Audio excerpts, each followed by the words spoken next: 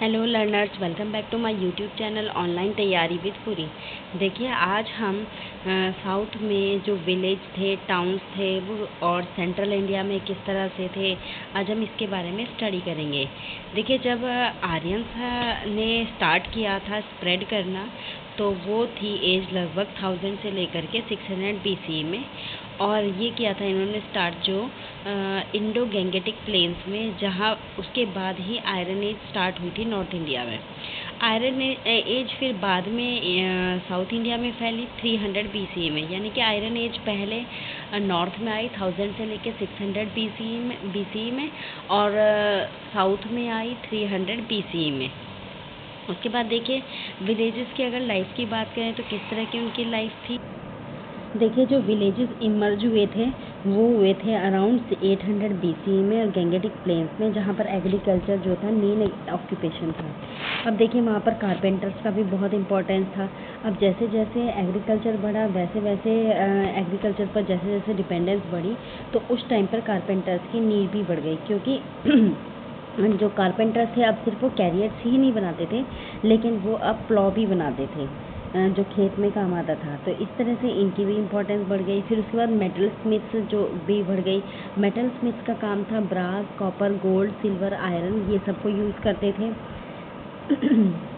उसके बाद जो पॉटर्स थे, वीवर्स थे, हंटर्स थे, वो भी गांव में थे। तो ये गांव की लाइफ बता रही हूँ मैं कि किस तरह की लाइफ थी। पॉट्स जो थे वो हेल्प करते थे आइडेंटिफाई द कल्चर, कि किस तरह का कल्चर है। फॉर एग्जांपल यहाँ पर देखो, अगर पेंटेड ग्रे वेयर होते थे, यानी कि ग्रे कलर के पेंट होता था, तो इसका मतलब वो गैंगेटिक प्लेन का है। इसी तरह से अगर ब्लैक और रेड वेयर कल्चर है, ब्लैक और रेड कलर का, तो वो सेंट्रल और ईस्ट पार्ट्स ऑफ प्लेन का है। ब्लैक अगर पॉलिश है तो वो भी गैंगेटिक प्लेन्स का माना जाता है। आगे देखिए, जो सेकेंड अर्बनाइजेशन स्टार्ट हुई थी वो हुई थी स्टार्ट 6th सेंचुरी BCE में। देखिए, एक्चुअली हुआ क्या था कि जब गांव के लोग शहरों में या टाउन्स में जाते हैं या वहाँ उसमें बदल जाते हैं, तो हम इसे अर्बनाइजेशन कहते हैं। असल में हुआ ये था कि जो एग्रीकल्चरल प्रोडक्शन इंक्रीज़ हुआ, तो उसकी वजह से ज़्यादा सप्लाई होने लगी फूड की। तो जब फूड की ज़्यादा सप्लाई होने लगी तो लोग सोचने लगे कहाँ बेचें इसको, तो वो टाउन्स में जाने लगे। उसके बाद वहाँ पर जब वहाँ गए तो उन्हें नए नए ऑक्यूपेशन भी देखने के लिए मिले, जैसे वीविंग, ज्वेलरी मेकिंग, पॉटरी, ये सब। अब जो सरप्लस फूड था उसको फिर लोग क्या करने लगे, और अदर सामान के साथ ट्रेड करने लगे, यानी कि इन सामान को लेते थे और उसके साथ अपना फूड जो सरप्लस यानी कि जो एक्स्ट्रा फूड होता था उसको बेच देते थे। तो इस तरह से ट्रेड सेंटर इस्टेब्लिश हुए। फिर कुछ इनमें से अर्बन सेंटर बन गए, कुछ इनमें से टाउन्स बन गए। तो इस तरह से हमने देखा कि जो सेकेंड अर्बनाइजेशन है वो 600 BCE में स्टार्ट हुआ। तो 600 BCE में जब सेकेंड अर्बनाइजेशन स्टार्ट हुआ, तो वहाँ पर 3 काम देखने के लिए मिले मेन। सबसे पहला expansion of agriculture, establishment of states और इस्टेब्लिशमेंट ऑफ ट्रेड सेंटर्स। तो इनकी इस्टेब्लिशमेंट हुई, तो इस तरह से हमारे पास सेकेंड अर्बनाइजेशन स्टार्ट हुआ। उसके बाद 400 BCE में टाउन डेवलप हुआ, सिटीज़ डेवलप हुई। कहाँ पर? पाटलिपुत्र, मथुरा, काशी, कोशाला, उज्जैन। इसकी ट्रिक में पतली को मौज कैसी, पतली यानी कि पाटलिपुत्र को मतलब कौशी, मौज मौज में हो गया मथुरा, हो गया उज्जैन, और कैसी हो गया काशी। तो ये नॉर्थ में थे। और 200 BCE में जो टाउन डेवलप हुए थे साउथ में, वो थे थंजावुर, अरिकमेदु, मदुरई, पुहार और मलप्पुरम। आगे देखिए, जो अर्बन टाउन्स थे वो किस किस तरह के होते थे ये देखिए। तो इसमें कई तरह के हमारे होते थे। एक होते एडमिनिस्ट्रेटर टाउन्स। एडमिनिस्ट्रेटर टाउन्स जो होते थे वो कौन कौन से थे, जैसे हस्तिनापुर, राजगृह जो कि मगध की इसकी कैपिटल थी, कौसंबी, वत्स, श्रावस्ती, कोसाला, कावेरीपत्तिनम, चोलास, मदुरई, पांड्यास। तो ये साउथ में, ये 2 साउथ में थे और ये ऊपर के 4 नॉर्थ में थे। अब मार्केट टाउन्स भी थे। कुछ मार्केट टाउन्स होते थे कुछ जहाँ पर जो दूसरे विलेजेस के साथ में या वहाँ पर आते थे अपना सामान बेचने के लिए। तो उज्जैन था ऐसा, तगारा था, उसके बाद है कोंडापुर था, उसके बाद है निवासा, नासिक और करूर यानी कि वांची। तो इस तरह से ये हमारे कुछ मार्केट टाउन्स थे। अब पोर्ट टाउन्स की बात करें तो पोर्ट टाउन्स वो होते थे जो हैंडल करते थे सी ट्रेड को वेस्ट से। अब इनमें से कौन कौन से थे, देखो, भारूकच्छ था जो कि भरूच में सोपारा, कल्याण, ठीक है, मुसीरी जो कि पत्तनम के पास था केरला में। और यहाँ इसका ऐसा देखने के मिला है कि मुसीरी जो था रोमन एम्पायर के साथ इसका ट्रेड हुआ करता था। उसके बाद है तमरालीपत्ती, अरिकमेदु, कोरकाई, अजागनकम, पुहार। तो इस तरह से हमारे कुछ पोर्ट टाउन्स थे। उसके बाद देखिए हमारे कुछ रिलीजियस टाउन्स हैं। रिलीजियस टाउन्स जहाँ पर जो कि धर्म के लिए मेन थे, फेमस, जहाँ पर लोग पिलग्रिमेज की तरह से आते थे ज़्यादातर। तो वो थे एक नागार्जुन कोंडा और अमरावती, ये दोनों बुद्धिज्म के लिए थे। वैशाली, उज्जैनी, काशी, मदुरई, मथुरा ये हिंदूज के लिए थे। अब कुछ मिसलेनियस टाउन्स थे, यानी कि जो एक से ज़्यादा के लिए वर्क करते थे, जैसे पटलिपुत्र और मथुरा। पाटलिपुत्र और मथुरा जो थे ये हमारे एडमिनिस्ट्रेटिव भी थे और ट्रेड भी थे। और जैसे मदुरई था, मदुरई हमारा रिलीजियस भी था और कैपिटल भी था पांड्यास की। तो इस तरह से कुछ टाउन्स हमारे ऐसे भी थे। आगे देखिए टाउन्स अब बनते कैसे थे। जो लेआउट था टाउन्स का वो ये था कि जो टाउन्स थे उनके चारों ओर फोर्टिफाइड वॉल्स या फिर मोट्स हुआ करती थी। और उनके जो हाउस थे वो मड ब्रिक से बने होते थे और कुछ केसेस में बर्nt ब्रिक से भी बने होते थे।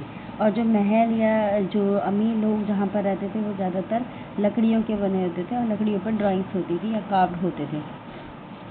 उसके बाद जो फैसिलिटीज़ गांव में नहीं देखने को मिली वो टाउन्स में देखने के लिए मिलती थी। जैसे वहाँ पर ड्रेन्स होते थे, रिंग वेल्स होते थे। उसके बाद सोकेज पिट्स होते थे जो कि जहाँ पर सीवेज अपना डाला जाता था। उसके बाद देखिए कुछ केस स्टडी है, जैसे कि हमारे साउथ की केस स्टडी के बारे में बात करते हैं। सबसे पहला है हमारे तमिजागम जो कि साउथ में था। तो 200 से लेकर 200 BC से लेकर 200 CE, यानी कि टोटल कितना हो गया 400, यानी कि 4 सेंचुरीज, ठीक है।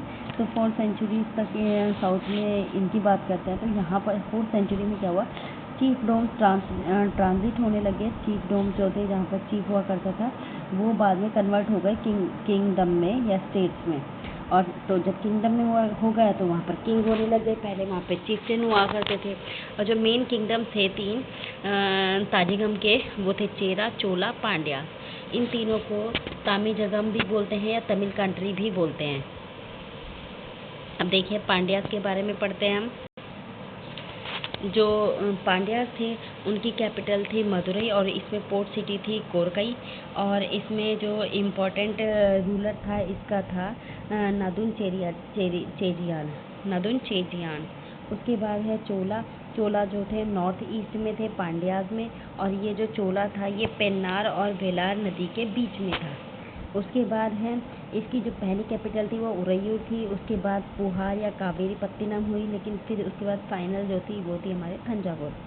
अब देखिए इसमें ऐसा भी देखने के लिए मिला है कि इनकी कॉन्टैक्ट्स जो थे श्रीलंका के साथ भी देखने को मिले हैं। उसके बाद यहाँ पर वाटर सोर्स जो था, यानी कि यहाँ पर जो लोगों को पानी दिया जाता था वो कावेरी नदी से दिया जाता था और इसीलिए वहाँ की लैंड जो थी फर्टाइल लैंड मानी गई। उसके बाद देखिए इसका जो रूलर था, जो मेन रूलर थे वो थे एहलारा और करिकला। उसके बाद चेराज की बात करें तो चेराज आजकल का जो प्रेजेंट डे केरला है उसका एरिया बोला जाता है। इसका जो राजा इम्पोर्टेंट राजा था वो था सेनगुट्टुवन। और इसने जो है एक स्ट्रॉन्ग नेवी भी बनाई थी। ये क्वेश्चन कई बार आ जाता है कि कौन सा राजा ऐसा था जिसने अपनी एक स्ट्रॉन्ग नेवी खड़ी करी थी, तो वो था चेराज। और ट्रेड किया था अरेबिया के साथ में और वेस्ट में। उसके बाद इसकी कैपिटल की अगर बात करें तो इसकी कैपिटल थी वांची।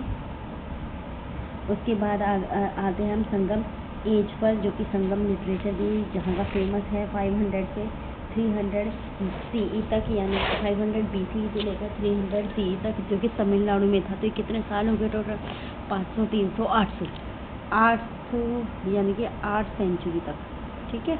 यहाँ तक ये संगम लिटरेचर देखने को मिलता है। देखिए संगम लिटरेचर में क्या होता है, एस इसको हम 5 जैसा बनाते हैं। देखो एस और 5 लगभग एक जैसा होता है। ये जो एम है, अगर इसको एम को ऐसे बना देते हैं 3 बन जाएगा। तो इस तरह से हम याद कर सकते हैं संगम को और इसकी एज को। उसके बाद संगम का मतलब होता है असेंबली। असल में होता ये था कि जो संगम था, इसमें क्या करते थे, स्कॉलर्स और पोएट्स आते थे पूरी लैंड से और असेंबल होते थे मदुरई में।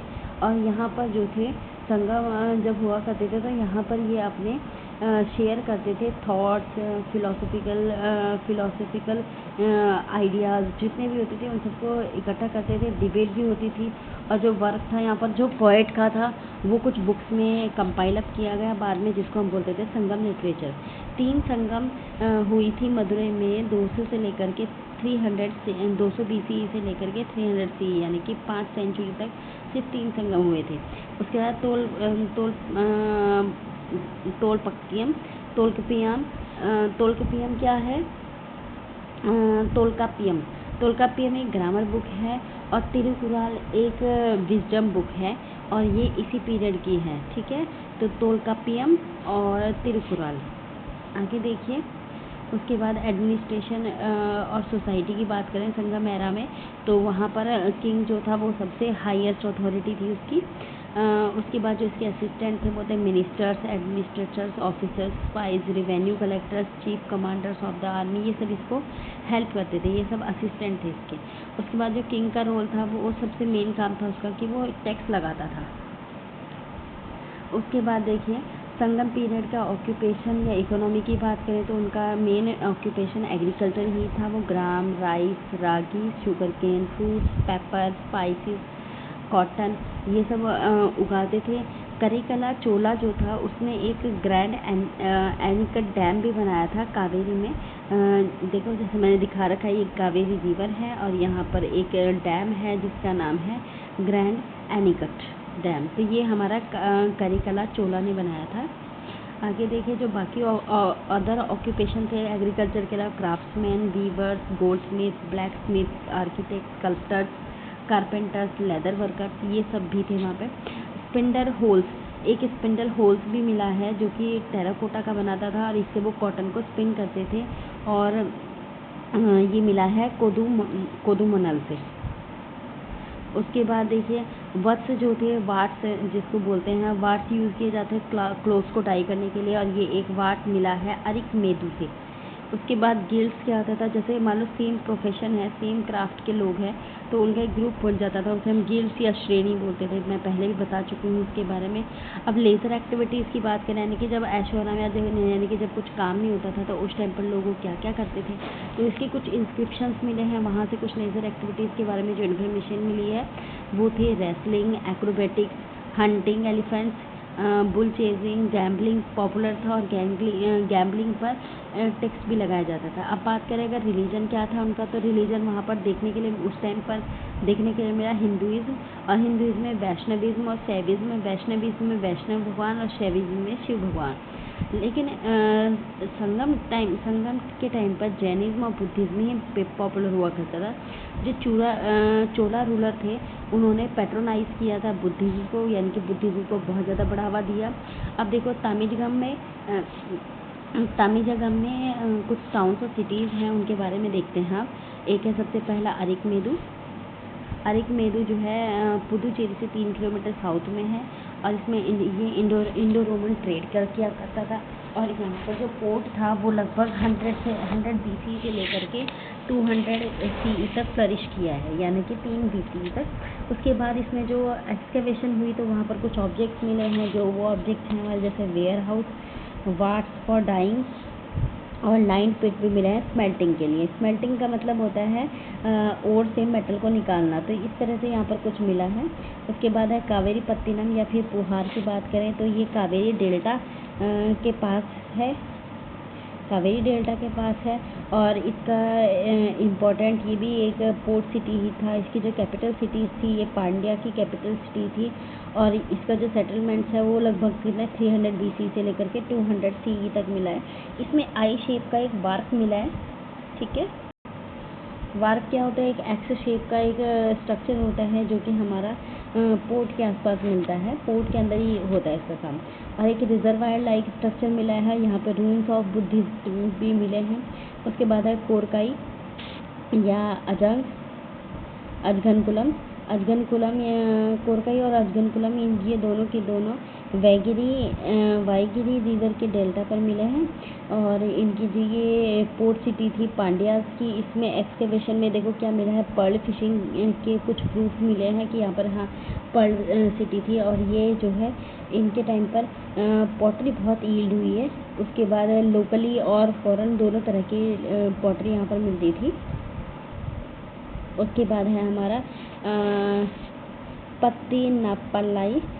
पत्तीनाप्पलाई क्या है कि एक संगम पोएम है और इसमें जो है पुहार को डिस्क्राइब कर रखा है। पुहार या फिर कावेरी पत्तीनम जो भी था, इन दोनों इनको यहाँ पर डिस्क्राइब किया गया जो कि पोर्ट सिटी थी। और इसकी मैंने एक ट्रिक लगाई, पुहार से पत्ती लाई यानी कि पत्ती नाप लाई, पुहार यानी कि पुहार के बारे में है इसमें। आगे देखिए सातवाहन की बात करें, जैसे चेरा चोला पांड्या जो थे वो तमिज़गम में रूल कर रहे थे, तो उसी टाइम पर जो सेंट्रल इंडिया थी वहाँ पर सातवाहन कंट्रोल कर रहे थे सेंट्रल इंडिया को। और ये था 100 BC से लेकर 220 CE यानी कि 3 सेंचुरी से। और ये अपने आप को ज़्यादातर आंध्रास भी बोलते थे। और गौतमी पुत्र सातकर्णी 106 से लेकर के 130 CE तक ये इन्होंने जो है इसकी लीडरशिप में इन्होंने शक लोगों को हराया था, यानी कि शक डायनेस्टी को हटाया और बाकी रूलर्स को भी हटाया। उसका जो रेन था यानी कि इनका जो साम्राज्य था, कहाँ से, नॉर्थ में मालवा से लेकर साउथ में कर्नाटका तक फैला हुआ था। इतना यहाँ तक इनका एरिया था। उसके बाद जो कैपिटल की बात करेंगे, इनकी कैपिटल क्या थी सातवाहन की, तो वो थी पैठान, ठीक है, प्रतिस्थान गोदावरी में। उसके बाद यहाँ पर देखिए मैट्रिलिनियल फॉर्म ऑफ सोसाइटी थी, यानी कि जो मम्मी का नाम था उसके नाम पर बेटे का नाम चला जाता था। जैसे हम आजकल फादर के नेम पर चलता है, लेकिन वहाँ पर फादर के नेम पर ना चल करके मदर के नेम पर चलता था। उसके बाद यहाँ पर जो ऑफिशियल लैंग्वेज थी वो तो प्राकृत थी, लेकिन वहाँ पर जो इंस्क्रिप्शन मिले हैं वहाँ पर ब्राह्मी स्क्रिप्ट देखने के लिए मिली है। उसके बाद ये कंट्रोल करते थे दक्षिणापथ को भी। दक्षिणापथ वो होता था जो नॉर्थ इंडिया से लेकर के साउथ इंडिया तक जो रोड जाती थी उसको ये कंट्रोल करते थे, क्योंकि सेंटर में थे तो इसीलिए कंट्रोल करते थे। उसके बाद ये गोल्ड के बुलियन यूज़ किया था। बुलियन मतलब गोल्ड की रॉड्स, ठीक है, वो यूज़ करते थे। कॉइन्स नहीं यूज़ करते थे, लेकिन कॉइन्स किस चीज़ के यूज़ करते थे, लेड, कॉपर, ब्रॉन्ज के। उसके बाद रोमन कॉइन्स भी यहाँ पर मिले हैं, तो उससे पता चलता है कि इनके जो कुछ मतलब रिलेशन थे, ट्रेड रिलेशन थे, वो रोमन के साथ भी थे। उसके बाद ये जो रिलीजन था इनका वैष्णविज्म था, यानी कि ये वैष्णव विष्णु भगवान को ज़्यादा मानते थे। इसके बाद यहाँ पर बुद्धिस्ट कल्चर भी देखने को मिला है। तो बुद्धिस्ट कल्चर को जो फैलाने वाले जो मेन राजा थे वो थे या फिर जहाँ पर थे, एक तो था नागार्जुन कोंडा, एक अमरावती में। तो आज के लिए इतना ही है। अब हम नेक्स्ट वीडियो में हम जानकारी लेंगे कि अदर लैंड्स के साथ क्या क्या रिलेशन से, किस तरह के रिलेशन से। तब तक के लिए आप मेरी वीडियो को लाइक करते रहिए, शेयर करते रहिए और सब्सक्राइब करते रहिए। Thank you.